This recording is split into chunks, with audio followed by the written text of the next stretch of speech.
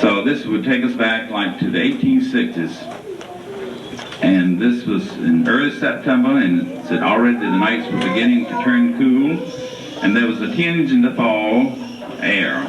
It said Everett had a problem that was haunting him day and night, and he had to deal with it, and he had to make a decision, but just how and when. But it says on this particular day, he went out the barn loft, and he brought down his traps and his rabbit guns, and he went out around the fields and the woods and the swamp area, and he set them. And all the time his thoughts was on his wife, Mary Eliza, and of course his 3 children at that time. So upon returning to the house, about dark, he discovered that Eliza had made a chicken pot pie for supper. So this was quite a difference from the potato soup and cornbread and sow belly he had had the day before. They said they sat down to indulge in the chicken pot pie, but there was little said, because his mind was befuddled, because he had been about what he had been thinking. He was still eating when Mary Eliza got up and went to shut up the chicken house for the night. And Everett thought to himself, I can't stand this any longer. I might as well go ahead and tell her what's on my mind. He heard her step up on the porch, and he called her. Eliza? Yes, Everett? Come. There's something I've got to tell you, and I've got to tell you right now. Come. Sit by my side, Mary Eliza, and listen to what I say. There's a burning within my bosom that just won't go away. This thing called the Civil War is a sin inspired by man. And I just don't believe within my heart that it's according to God's plan. Look around. It's amazing to see what men have gained from the muscles of black. But from now on, Liza, our Southland could be set aback. My thoughts, they're all mixed and scrambled, and I cannot clearly see. And only God in heaven knows what the outcome of this will be.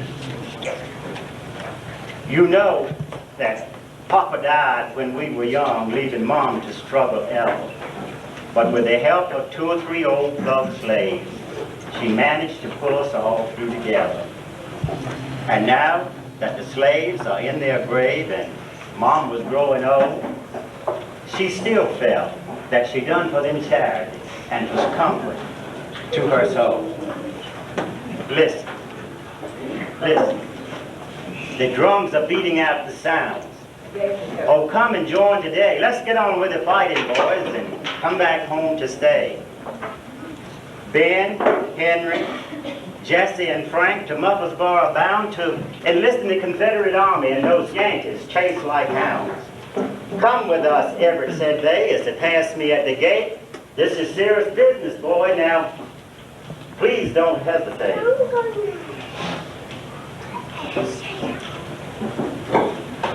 I don't want to be a coward.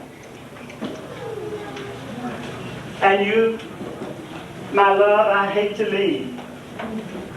Just to think that I may never see you again. My heart is sorely grieved. But come tomorrow morning at the very crack of dawn, after eating a hearty breakfast with you too, I'll be gone. It breaks my heart to leave you. Little Sally Ann, I just adore you.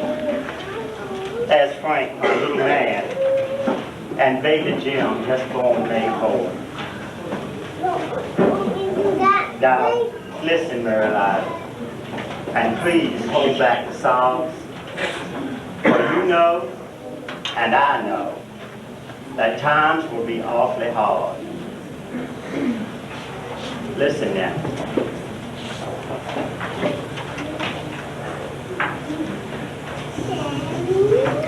The old sow with the 13 shows will be ready to kill this winter.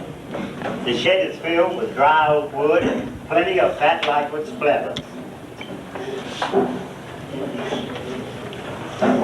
Some of the neighbors will help you do the killing and you can do the rest.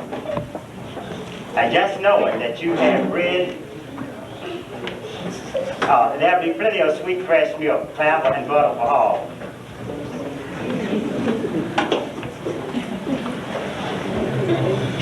There's corn and fodder in the barn.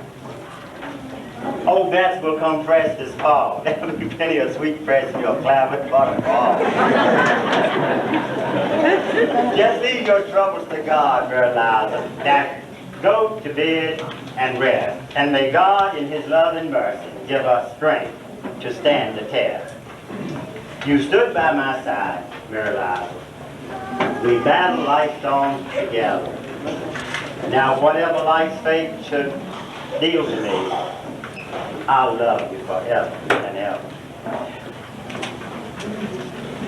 Should I return, we'll carry on.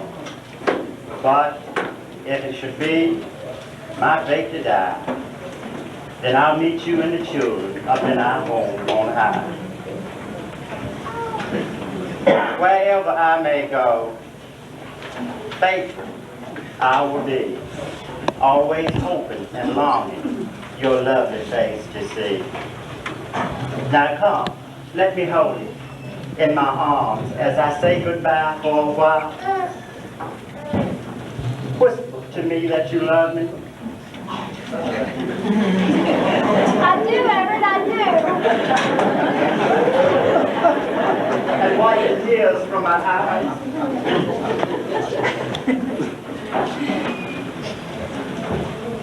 Well, down this troublesome road I must be traveling.